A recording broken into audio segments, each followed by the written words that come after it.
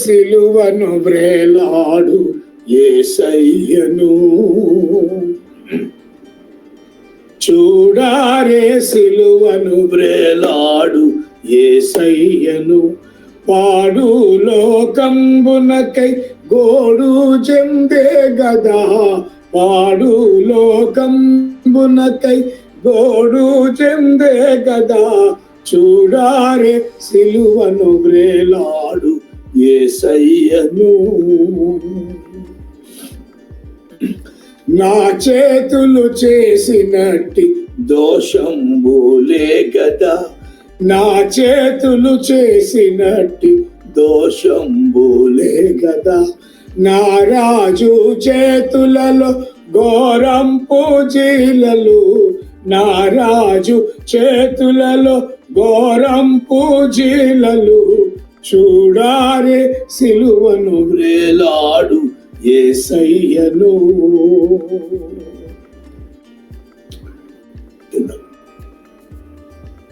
పరుగెత్తి కింద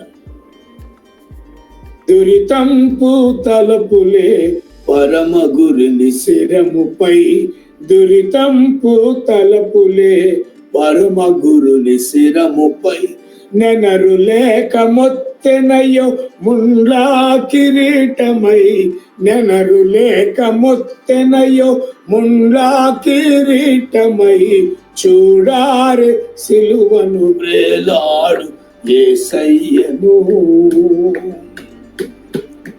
పరుగెత్తి పాదములు చేసిన పాపములు పరుగెత్తి పాదములు చేసిన పాపంబులు పరమ రక్షకుని పాదములలో మేకులు పరమ రక్షకుని పాదములలో మేకులు చూడారే సిలువను వ్రేలాడు యేసయ్యను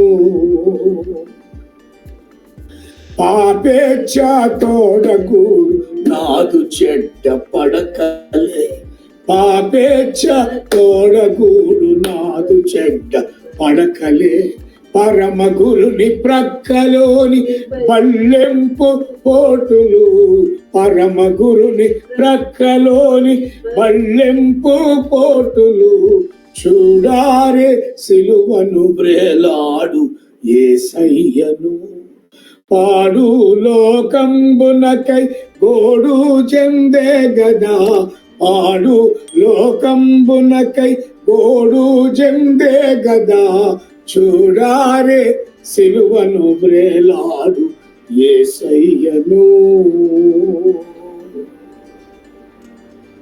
ప్రైజ్ ది లార్డ్. హల్లెలూయా.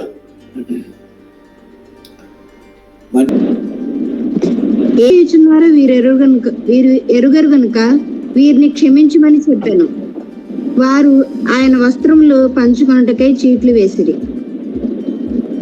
దేవుడు ఈ వాక్యమును మన వినికిడిలో దీవించును గాక. ఆమేన్.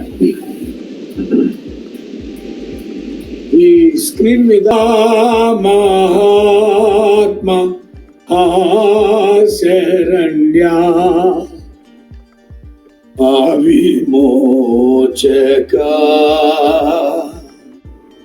ద్రోహరహిత చంపే నిన్ను నా ద్రోహరహిత చంపే నిన్ను నా దోషమే గదా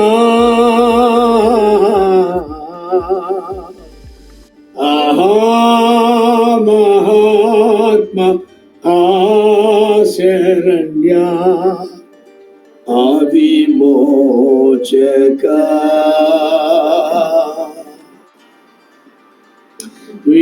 వీరలను క్షమించు తండ్రి నేరలేమి వీరలను క్షమించు తండ్రి జంపు కోరితిటులా నిన్ను జంపు క్రూర జనులకై ఆహా మహాత్మ ఆశరణ్య విమోచక.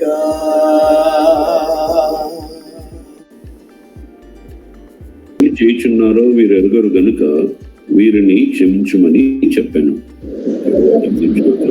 ప్రార్థిస్తున్నాం. కృపాల దేవ, ప్రేమమైన కరుణామైన జాలిగల దేవుడానికి స్తోత్రం. యేసయ్యా, ఈ లోకానికి వచ్చి ఎన్నో ఘోర శ్రమలు అనుభవించి యేసయ్యా మా కొరకై సిలువమానుపై మరణించావు ప్రభా.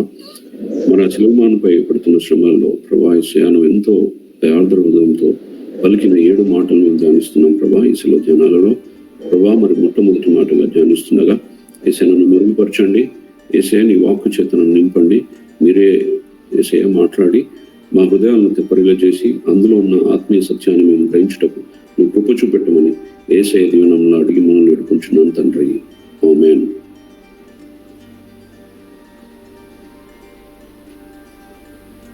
ఓకే, మొట్టమొదటి మాటగా తండ్రి వీరేమి చేయుచున్నారు వీరు ఎరుగరు గనుక వీరిని క్షమించమని చెప్పాను అన్న యేసయ్య మాటలను మనం కొంచెం ధ్యానిద్దామండి. సంఖ్యాకాండము 20వ అధ్యాయము, సంఖ్యాకాండము 20వ అధ్యాయము 12వ వచనము. సంఖ్యాకాండం 20వ అధ్యాయము 12వ వచనం. అప్పుడు యెహోవా మోషే అహరోనుతో, మీరు ఇశ్రాయేలు కన్నుల ఎదుట నా పరిశుద్ధతను సన్మానించినట్లు నన్ను నమ్ముకొనకపోతిరి గనుక ఈ సమాజంలో నేను వారికిచ్చిన దేశంలోనికి మీరు తోడుకుని పోరని చెప్పాను. Thank you very much sister. అయితే ఈ సిలువపై పలికిన మొదటి మాటను ధ్యానిస్తున్నప్పుడు దేవుడు అంటే నాకు ఇచ్చిన తలంపులు, ఈ తండ్రి వీరు ఏం చేయుచున్నారో వీరు ఎరుగరు కనుక వీరిని క్షమించుము అని క్షమాపణ గుణాన్ని దేవుడు తన క్షమాపణ గుణాన్ని మనకు ఎంతగానో ఎగ్జిబిట్ చేశాడు. ఇక్కడ క్షమించాడు మనల్ని. సో దాన్ని క్షమాపణను ధ్యానిస్తుండగా దేవా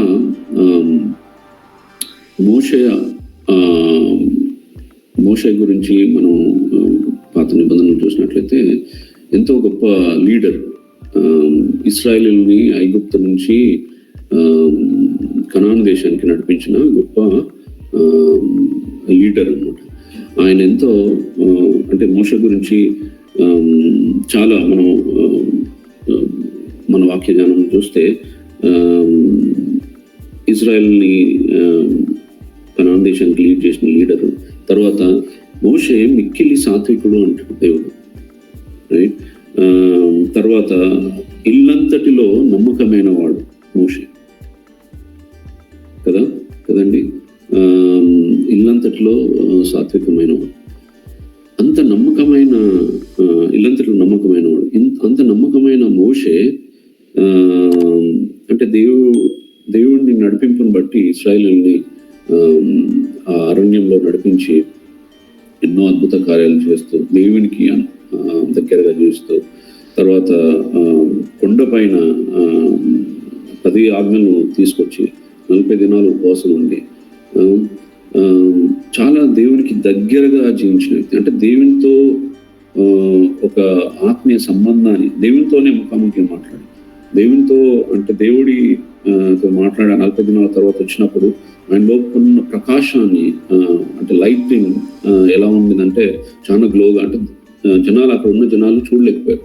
అంతటి గొప్ప వ్యక్తి అయిన మోషే గురించి నా ఈ స్టేట్మెంట్ ఏంటంటే, అంటే ఆయనకున్న దేవుడిచ్చిన ఏకైక గోల్ ఏంటంటే ఇజ్రాయెల్ను ఐగుప్తు నుంచి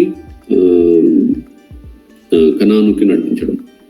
ఆ మెయిన్ గోల్ అంటే కనానుకు నడిపించడం అనే ఆ గోల్ని దేవుడు ఇక్కడ మనం చదివిన వాక్య భాగంలో అంటే కాకుండా చేస్తున్నాడు. అంటే అది ఆ కనాను దేశంలోకి ప్రవేశించకుండా వాళ్ళని ఆపేసిన దేవుడు. అంటే అక్కడ ఒక అదేమంటారు శిక్ష అనుకోవచ్చు, లేదంటే మనం దేవుడు మోషే చేసిన పైన వచనంలో చెప్తాడు కదా, ఏమని అంటే 8వ వచనం చూస్తే, నీవు నీ కర్రను తీసుకొని నీవును నీ సహోదరుడిన అహరోనును ఈ సమాజంను పోగు చేసి వారి కన్నుల ఎదుట ఆ బండంతో మాట్లాడుము అని. ఈ సిచ్యువేషన్ మనకు తెలుసు కదా, అరణ్యంలో వాళ్ళు దప్పిగా ఉన్నప్పుడు, దాహము తాగుటకు నీళ్ళు లేనప్పుడు అందరు సన్నుకుంటే దేవుడితో మోషే పోయి మాట్లాడినప్పుడు దేవుడు అంటాడు, నీ కర్రను తీసుకొని అలాగే నీ సహోదరుడైన అహరోను తీసుకొని ఈ సమాజం అంతా పోగు చేసి నువ్వు బండతో మాట్లాడుము అని చెప్తాడు.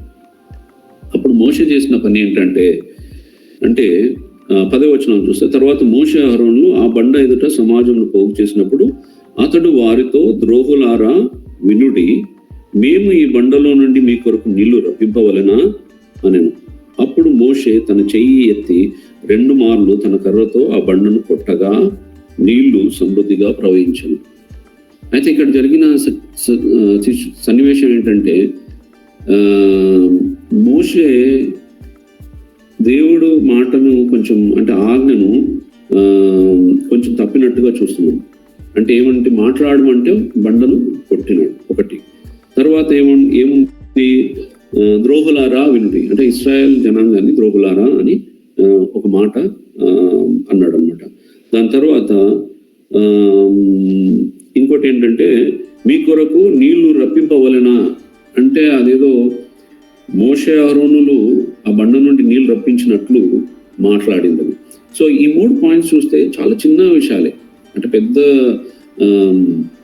అంటే భయంకరమైన ఆజ్ఞాతిక్రమం, అంటే భయంకరమైన పాపము కాదు. ఇవి చిన్న చిన్నవే. అంటే ద్రోహులారా, మామూలుగా మనం ఫ్రస్ట్రేషన్ వచ్చినప్పుడు ఎంతో అంటే భయంకరమైన మాటలు మాట్లాడుతాం కదా. ఇప్పుడు అక్కడ ఇశ్రాయేల్ ప్రజలు ఎంతో సన్నుకున్నారేమో, మాకు కూరగాయలు, అక్కడ ఉన్న బీరకాయలు ఇవే తిని బతుకుతుంది కదా, చాలా బాగుంటాయి మాకు అక్కడ, ఇక్కడ అవి లేవని ఇక్కడ తీసుకొచ్చావా అని ఏదేదో చనుకున్నారు. అంతేకాకుండా అవి మాత్రమే రికార్డే, ఇంకెంత భయంకరంగా తిట్టారో తెలియదు కదా.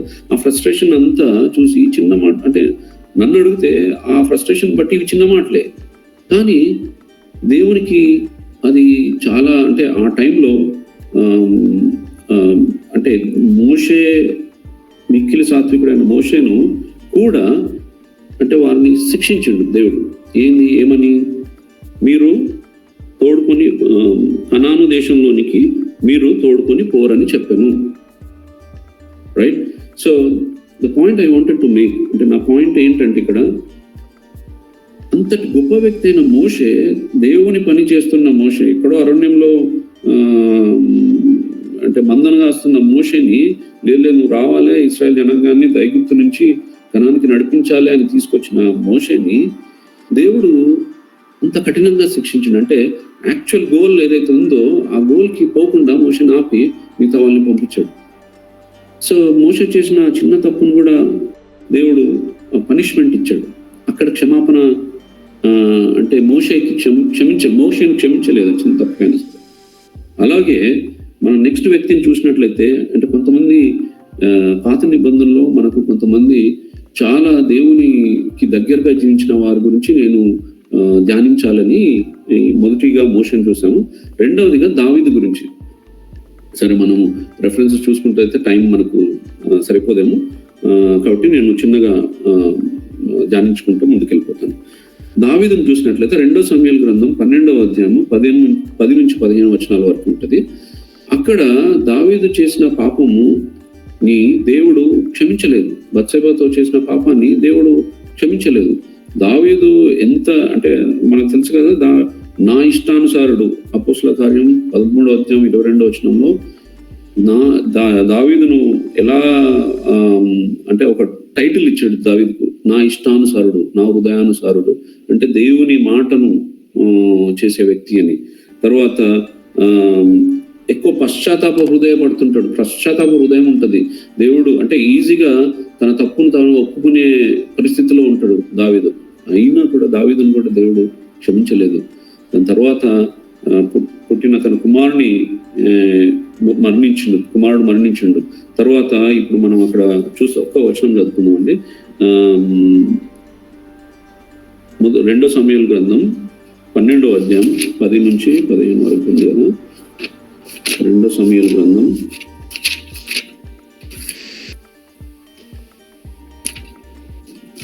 12వ అధ్యాయము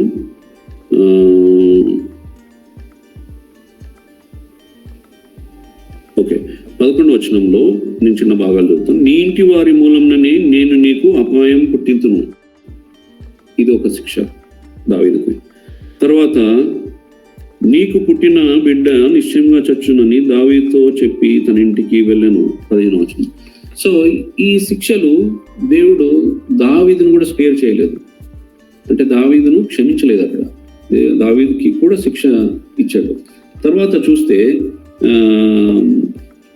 ఇంకా ఎవరెవరు మన పితరులు ఆదాము అవ్వ పాపం చేసినప్పుడు వాళ్ళని కూడా స్పేర్ చేయలేదు, వాళ్ళు వెళ్ళగొట్టిండు. మీరు వెళ్ళి భూమిని సేద్యపరిచి అంటే కష్టపడి బ్రతకాలి అని దేవుడు వాళ్ళని ఏదైనా తోట నుంచి వెళ్ళివేశాడు, అంటే పనిష్మెంట్ ఇచ్చాడు.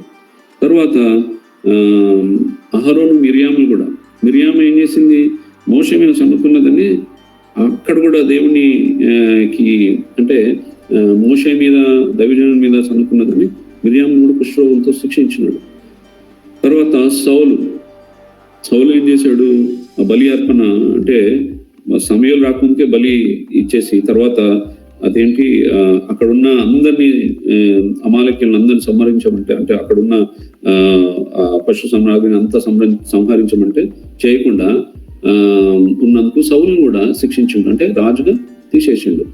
సో ఇట్లా చూసుకుంటూ పోతే దేవుడు అంటే ఒక తప్పుకి అది చిన్నదైనా పెద్దదైనా శిక్ష అనేది వాళ్ళకు విధించిండు. కరెక్ట్. ఇప్పుడు మనం వ్యక్తుల గురించి చూసినాం, అంటే మోషే కానీ దావీదు కానీ మిరియాము కానీ సౌలు కానీ అట్లా చూసుకుంటూ పోతే కోరావు, దాతాను, అబీహు, కయ్యీను, ఆదాము అవ్వ. సో వీళ్ళందరూ తప్పు చేసినప్పుడు దేవుడు వారిని వెంటనే శిక్షించుకుంటూ వెళ్ళాడు కదా. తర్వాత రాజ్యాలను చూస్తే కూడా కొన్ని సామ్రాజ్యాలను కూడా దేవుడు శిక్షించిండు. ఎట్లా అంటే పాపం ఎక్కువైనప్పుడు, ఫర్ ఎగ్జాంపుల్ నోవా దినాలలో లోకాన్ని మొత్తం జలప్రలయం ద్వారా శిక్షించిండు, అక్కడ కూడా స్పేర్ చేయలేదు రాజ్యాలను. తర్వాత సొదొమ గొమొర్రా, లోతు నివసించిన ప్రాంతం, సొదొమ గొమొర్రాను కూడా అగ్నిగంధకంతో శిక్షించిండు దేవుడు. ఆ ఎంటైర్ సొదొమ గొమొర్రాని మొత్తాన్ని నాశనం చేసిండు కదా.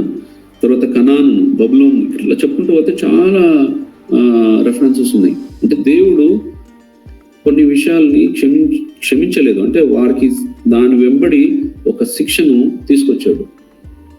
మరి అంతటి చిన్న పాపాలకు, చిన్న తప్పులకు దేవునితో అంటుకట్టబడి ఉన్న వారికి కూడా దేవుడు ఏమంటారు శిక్షను తీసుకొచ్చాడు, శిక్షించాడు వాళ్ళు. ఇప్పుడు మత్తయి 26వ అధ్యాయము మన వాక్య భాగంలో చూద్దాము. మత్తయి 26వ అధ్యాయము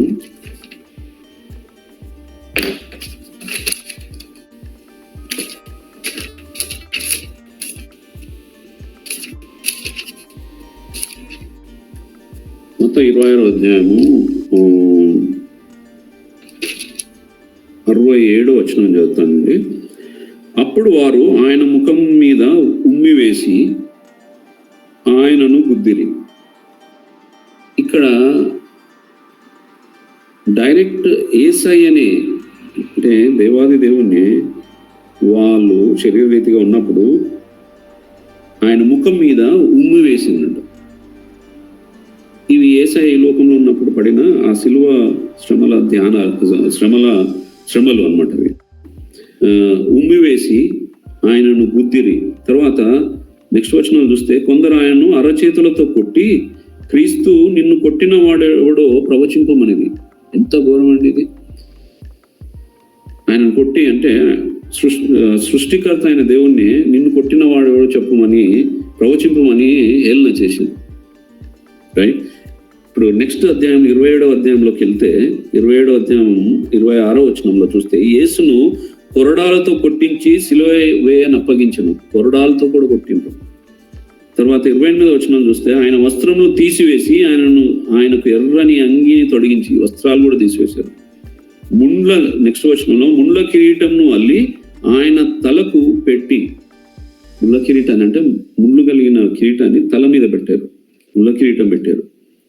ఒక రెల్లు ఆయన కుడి చేతిలో నుంచి ఆయన ఎదుట మోకాలుని యూదుల రాజా నీకు శుభమని ఆయనను అపహసించారు కూడా, ఉమ్మివేశారు, అపహసించారు. ఆయన మీద ఉమ్మివేసి ఆ రెల్లును తీసుకొని దానితో ఆయనను తల మీద కొట్టారు. మళ్ళీ ఆ రెల్లుతో కూడా ఆయన తల మీద కొట్టారంటే ఎంత ఘోరమైన అవమానం.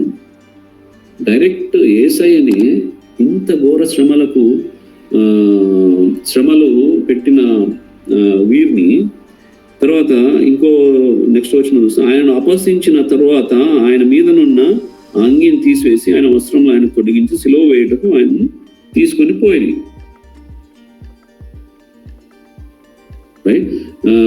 అపహసించారు, దూషించారు, తల మీద కొట్టారు, ఉమ్మి వేశారు, చెంప మీద కొట్టారు, అరచేతులతో కొట్టిండ్రు. ఎవరో నిన్ను కొట్టిన వాళ్ళు ఎవరో ప్రవచింపమని చెప్పిండ్రు, అడిగినరు. తర్వాత శిలువ పైన ఉన్నప్పుడు కూడా 40వ వచనం చూస్తే నిన్ను నీవే రక్షించుకును, నీవు దేవుని కుమారుడు అయితే, అంటే ఇంకా ప్రొవోకింగ్ చేశారు. నువ్వు దేవుని కుమారుడు అయితే రైట్, శిలువ మీద దిగుమని చెప్పుచు ఆయనను దూషించిరి, రైట్, దూషణ పాల్గొని చేశారు, దూషించారు. డైరెక్ట్ గా తాను రక్షించుకొనలేడు అని నిందలు పెట్టారు. ఆయనకి ఇష్టడైతే ఆయన ఇప్పుడు వాడిని తప్పించును, దేవునికి ఒకవేళ ఇష్టడైతే ఆయన తప్పించును అని కూడా ఇన్సల్ట్ చేశారు. 44వ వచనం చూస్తే ఆ బందిపోటు దొంగలను అలాగే ఆయనను నిందించింది, దూషించిండ్రు, హింసించిండ్రు, నిందించిండ్రు, కొట్టిండ్రు, గుద్దిండ్రు. ఇన్ని శిక్షలు, ఇన్ని శ్రమలు డైరెక్ట్ గా దేవునికే మనం పెడితే, ఇప్పుడు మనం నేను వచ్చిన పోతామండి లూకా సువార్త 23వ అధ్యాయం. లూకా సువార్త 23వ అధ్యాయము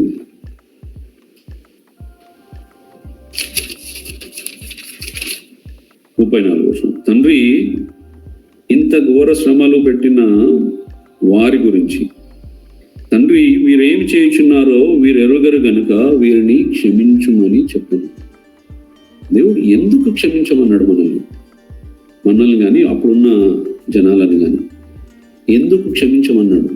ఇంత డైరెక్ట్ గా దేవుని అటాక్ చేసిన, శ్రమలు పెట్టిన మనల్ని దేవుడు ఎందుకు క్షమించమన్నాడు? ఇంత దయార్థ హృదయంతో వీరేం చేయుచున్నారో వీరు ఎరుగరు కనుక వీరిని క్షమించము. అక్కడున్న వారిని క్షమించాడు దేవుడు. ఇంత ఘోర శ్రమలు పెట్టినా దేవుడు క్షమించాడు. అయితే 2-3 వచన భాగాలు చూసుకొని మనం వాక్యం ముగింపులోకి వద్దామండి. ఎందుకు దేవుడు క్షమించిండు అనే దాన్ని, క్షమాపణ గురించి చూద్దాం. మీకా గ్రంథం 7వ అధ్యాయము 18వ వచనం. మీకా గ్రంథం 7వ అధ్యాయము 18వ వచనం అండి. నేను చదువుతాను. తన స్వాస్థ్యంలో శేషించిన వారి దోషులను పరిహరించి వారు చేసిన అతిక్రమముల విషయమై వారిని క్షమించు దేవుడవైన నీతో సముడైన దేవుడున్నాడా? ఆయన కనికరము చూపుట యందు సంతోషించువాడు గనుక నిరంతరము కోపముంచడు. ఆయన కనికరము చూపుట యందు సంతోషించువాడు. ఆయన కనికరము చూపుట యందు సంతోషించువాడు. దేవుని స్వభావం అది. దేవుని స్వభావం ఏంటంటే కనికరం చూపటం. ఆయన ఎప్పుడైతే ఆ కనికరం చూపిస్తాడో, కనికర పూర్ణుడు కదా మన దేవుడు, ఆ కనికరం చూపిస్తాడు, అప్పుడు సంతోషిస్తాడంట. మనల్ని శిక్షించినప్పుడు సంతోషించడం కాదు, మనల్ని కనికరించినప్పుడు ఆయన సంతోషపడతాడు. కనికరంలో అంటే దేవుడు మనల్ని చూసి దయ చూపించినప్పుడు, కనికరించినప్పుడు, కనికరించి క్షమించినప్పుడు ఆయన సంతోషిస్తాడు. అందుకు దేవుడు మనల్ని ఇప్పుడు కూడా ఇంకా స్టిల్ ఆయన కృపతో మనల్ని క్షమిస్తున్నాడు. మనం తప్పులు చేసి, ఎన్నో ఘోరమైన పాపాలు చేసి అయినా దేవుని చెంతకు చేరి, దేవా నేను పాపిని, నన్ను క్షమించుము అంటే దేవుడు మనల్ని క్షమిస్తున్నాడు. సో దేవుడు కనికరము చూపుట యందు సంతోషించువాడు గనుక మనల్ని క్షమిస్తున్నాడు. అట్లే మనం నెక్స్ట్ వాక్యభాగంలోకి వెళ్తే యాకోబు పత్రిక 2వ అధ్యాయము, యాకోబు పత్రిక 2వ అధ్యాయము 13వ వచనం.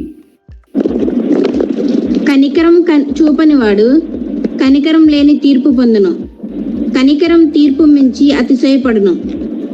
Thank you sister. ఇక్కడ ఏంటంటే కనికరము తీర్పును మించి అతిశయపడును. ఒక తప్పు చేసినప్పుడు తీర్పు తీర్చి జడ్జిమెంట్ చేస్తే దానికంటే ఎక్కువ కనికరము అతిశయపడును. That's more important. తీర్పు కంటే కనికరం ఇంపార్టెంట్. అంటే ఇక్కడ దేవుడు మనకు ఆ కనికరం గురించిన వాల్యూ, ఆ క్షమాపణ వాల్యూ మనకు ఇక్కడ చూపిస్తున్నాడు అనమాట. కనికరము తీర్పును మించి అతిశయపడును. సో కనికరం విల్ టేక్ ప్రెసిడెన్స్. సో క్షమించడం, కనికరించి క్షమించడం అనేది చాలా విలువైనది అని దేవుడు మనకి యాకోబు పత్రికలో చెప్తున్నాడు. ఓకే, ముందుకు సాగిద్దాం అండి. మత్తయి సువార్త అపోస్తుల కార్యములు 3వ అధ్యాయము 17వ వచనం.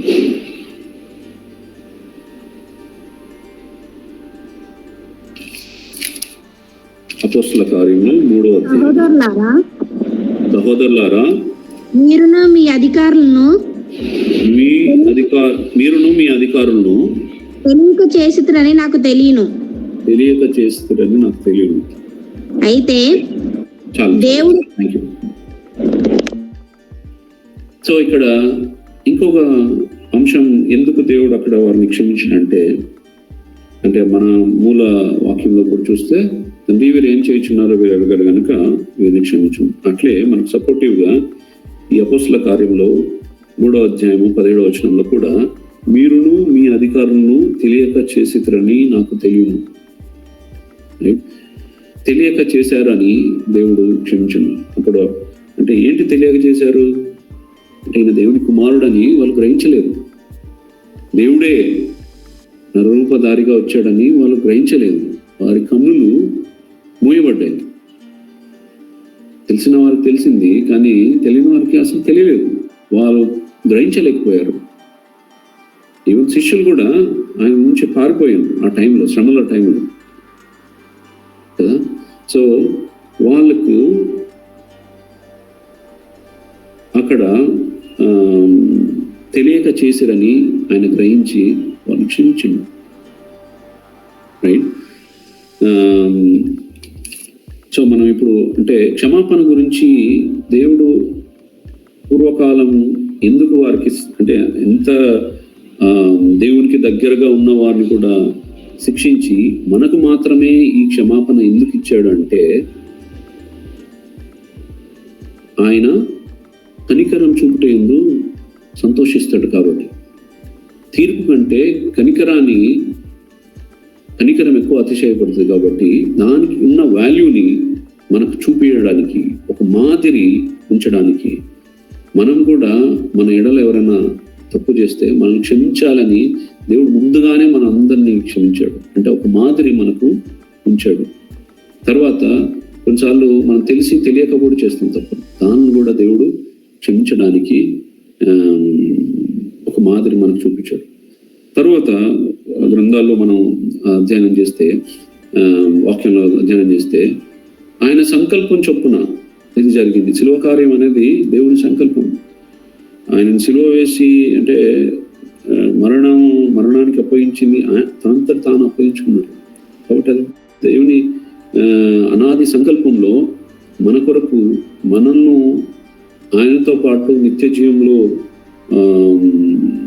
ఉంచడానికి, అంటే రక్షణ దయచేసి మన నిత్య జీవానికి వారసులుగా చేయుటకు దేవుడు ఈ శిలువ కార్యాన్ని మనకు చేశాడు. మనల్ని క్షమించి ఇతరులని మనం ఎలా క్షమించాలని ఒక మాదిరి మనకు చూపించి ఈ లోకంలో ఉన్నప్పుడు ఆయన మనుషుడు ఏ శ్రమలు అనుభవించాలో అన్నీ అనుభవించి మనుషుడు చేయవలసిన పనులు ఏమేమి ఉన్నావో అవన్నీ చేసి మనకు మాదిరి ఉంచి వెళ్ళినాడు అన్నమాట. సో దాన్ని బట్టి మనం గ్రహిస్తే మనము కూడా క్షమాపణ కలిగి ఉండాలి. ఇతరులు మన ఎడల ఏమైనా తప్పు చేసినట్లయితే వారిని క్షమించే వారంగా మనం ఉండాలని దేవుడు మనకు మాదిరి ఉంచినాడు. అయితే చివరిగా ముగింపులోకి వచ్చేద్దాం. మనము మనకు సుపరిచితమైన వాక్య భాగమే కదా, యోహాను సువార్త 3:16. ఎందుకు క్షమించాడు దేవుడు? ఎందుకు అంత దయాహృదయంతో మనం క్షమించాడు? యోహాను సువార్త 3:16. దేవుడు లోకమును ఎంతో ప్రేమించెను కాగా ఆయన తన అద్వితీయ కుమారునిగా పుట్టిన వాని యందు విశ్వాసముంచు ప్రతివాడును నశింపక నిత్య జీవం పొందినట్లు ఆయనను అనుగ్రహించెను. Thank you sister. సో ఈ వాక్య భాగంలో మనకందరికి తెలుసుగా, చిన్నప్పటి నుంచి మనం చదువుకున్నాం, దేవుడు లోకము ఎంతో ప్రేమించను. సో ఆ శిలువ మీద దేవుడు పలికిన మాటలోని సత్యాన్ని, ఆ క్షమాపణ యొక్క విలువను మనము గ్రహించుటకు దేవుడు ఇచ్చిన అవకాశాన్ని బట్టి దేవునికి కృతజ్ఞతలు చెల్లిస్తున్నాను. దేవుడు లోకము ఎంతో ప్రేమించను. చూసాం కదా, ఆ క్షమించుటకు ఎందుకు క్షమించిండు మనల్ని అంటే మనల్ని ప్రేమించిండు కాబట్టి. ఎందుకు క్షమాపణ దయచేసిందంటే కనికరం చూపే ఆయన సంతోషిస్తాడు కాబట్టి. ఎందుకు క్షమించిండంటే కనికరము తీర్పు కంటే ఎక్కువ వాల్యూ కలిగినది కాబట్టి. ఆయన అనాది ప్రణాళికలో శిల్వకార్యం జరగాలి, మనల్ని క్షమించాలి కాబట్టి క్షమించిండు. అనాది సంకల్పంలో అది అంటే అక్కడ ఉన్నవారు తెలియక చేసింది కాబట్టి క్షమించిండు. తర్వాత దేవుడు లోకాన్ని ఎంతో ప్రేమించిండు కాబట్టి క్షమించిండు కదండి. దేవుడు ఇంత ఘోర శ్రమలను డైరెక్ట్గా ఆయనని మనము దూషించిన, డైరెక్ట్గా ఆయనని ఇప్పుడు మనం అనుకోవచ్చు అప్పుడు రోమియోలు, అప్పుడున్న యూదులు ఆయన శ్రమలు పెట్టారని.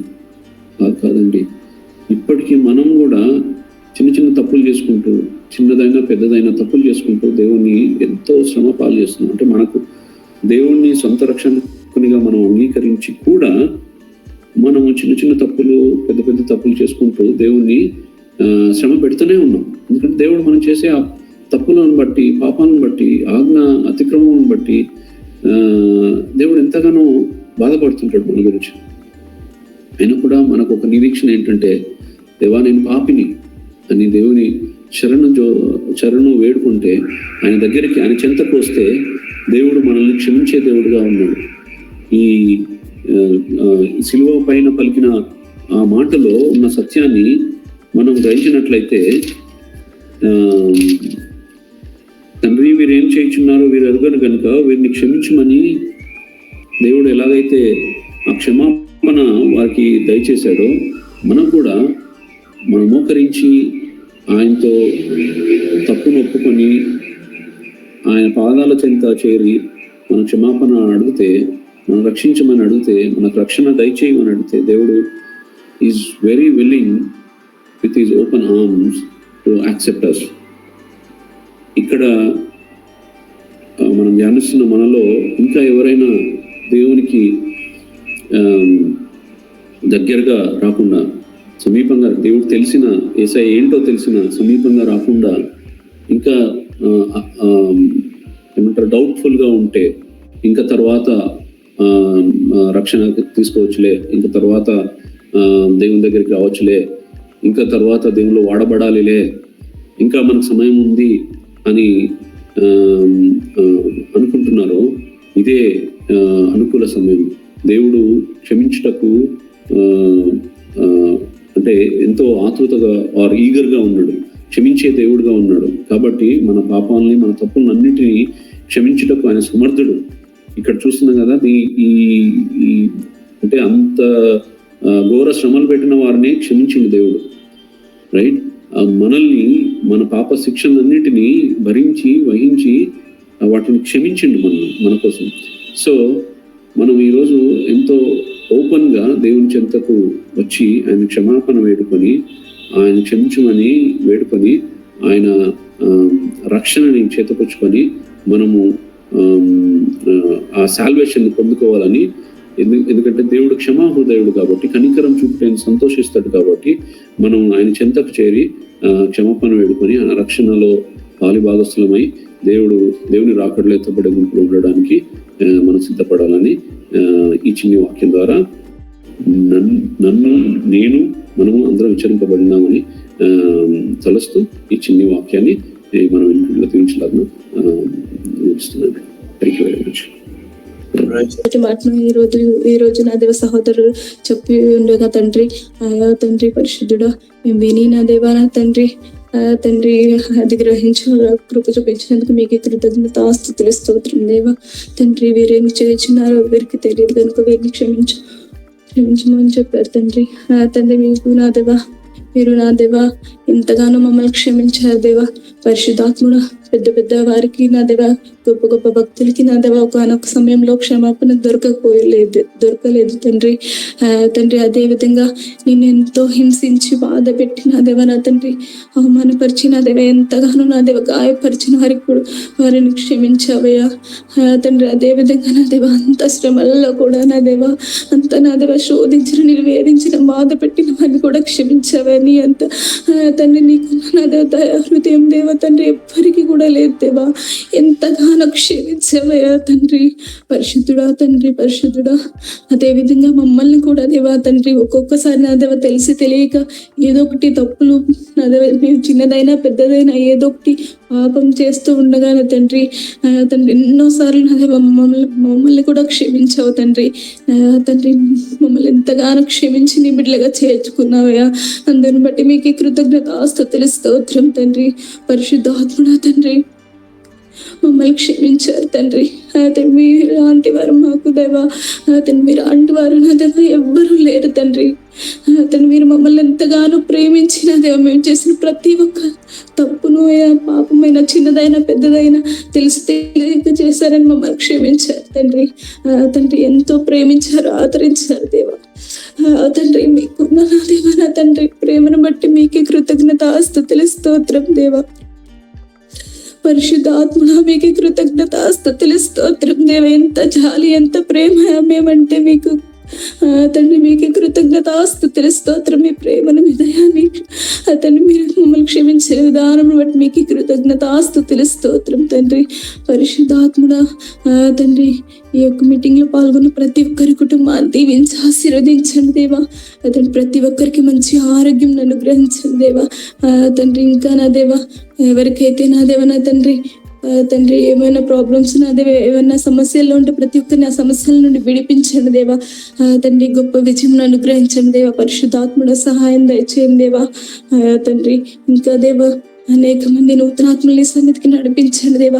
అనేక మంది నా దేవ రక్షణ పొందడానికి మారు మనసు కలిగి ఉండడానికి సహాయం తెచ్చండి దేవా. ఈ మీటింగ్ లో పాల్గొన్న వారిలో ఎవరికైనా నా దేవ రక్షణ భాగ్యం లేకపోతే ప్రతి ఒక్కరు రక్షణ పొందినట్లు సహాయం దయచేయండి దేవా. ప్రతి ఒక్కరికి నా దేవ తండ్రి మంచి మారు మనసును అనుగ్రహించండి దేవా. తండ్రి క్రైస్తవులైన వారికి ఎటువంటి అపాయం కలగకుండా ఉన్నట్లు సహాయం దయచేయండి దేవా. ప్రతి ఒక్కరికి నా దేవ తండ్రి రక్షణను అనుగ్రహించండి దేవ. సహాయం దయచేయమని తండ్రి ఫాస్టర్ గారిని నా దేవ తండ్రి దీవించి ఆశీర్వదించండి దేవా. రాకపోకల్లో ప్రయాణాల్లో మీరే తోడైండండి దేవా. తండ్రి ఫాస్టర్ గారి కుటుంబాన్ని దీవించి ఆశీర్వదించండి దేవా. ప్రతి ఒక్కరికి మంచి ఆరోగ్యం అనుగ్రహించండి దేవా. కొన్ని అక్కరలు అవసరతలు మీరే తీర్చండి దేవా. సహాయం దయచేయమని పరిశుద్ధాత్మడా మేము చేస్తున్న ప్రతి ఒక్క పనుల్లో నా దేవ ఎక్కడ ఏం చేసినా నా దేవ తండ్రి నీ నామమునకు మహిమ కలిగినట్లు చేసే విధంగా మమ్మల్ని ఉంచండి దేవా. నీ వాక్యం విని మా దేవ ప్రతి ఒక్కటి అనుదినము దేవా నీ వాక్యం నేర్చుకుని దేవా మా మనసులు మార్చుకున్నా దేవా. నీకు తగినట్టు నీకు నచ్చిన బిడ్డగా మేము బతకడానికి సహాయం దయచేయండి దేవా. దీనికి ఆశీర్వదించమని పరిశుద్ధాత్మడా మేము చేస్తున్నా దేవా. నేను చేసిన ఈ చిన్న ప్రార్థన దీవించి ఆశీర్వదించుకొని మీ పాదాల సందికి చేర్చుకోమని యేసు నామమున అడిగి వేడుకొని చెప్పుకుంది నామ తండ్రి ఆమేన్. నీ నామం పరిశుద్ధపరచబడును గాక, నీ రాజ్యం వచ్చును గాక, నీ చిత్తం పరలోకమందు నెరవేర్చినట్లు భూమి అందు నెరవేరును గాక. మా అనుదిన ఆహారం మాకు మీరు దయచేయము. మా ఎడల అపరాధము చేయవారు మేము క్షమించిన ప్రకారం మా అపరాధములను క్షమించము. మమ్మల్ని శోధనను తేక దుష్టు నుండి తప్పించుము. రాజ్యము శక్తి మహిమ నిరంతరము నీవైనావు తండ్రి ఆమేన్. మన తండ్రి దేవుని ప్రేమ, మన ప్రభువైన యేసుక్రీస్తు వారి కృప, పరిశుద్ధాత్మ యొక్క అన్యోన్య సహవాసము, సన్నిధి, సమాధానము, మహామహులు కూడా అందుకున్నటువంటి ఆ దివ్యమైన క్షమాపణ అనుభవాన్ని అనుగ్రహించిన దేవునికి మహిమ కలుగుతూ, అందుబాటులో ఉన్న మనకు దాన్ని సద్వినియోగం చేసుకునే కృప మనకు, మన కుటుంబాలకు, మన ప్రజలకు అనుగ్రహించే పర్యంతం ఈ వాక్యం అందించిన దాసుల యొక్క భవిష్యత్తు మరి వాడబడే పాత్రగా విలువబడే అనేకులకు దీవెనకరంగా మలుచు పర్యంతం ఇప్పుడు ఎల్లప్పుడూ సదాకాలం తోడై ఉండి ఆదరించి నడిపించును గాక. ఆమెన్. ఆమెన్. ఆమెన్.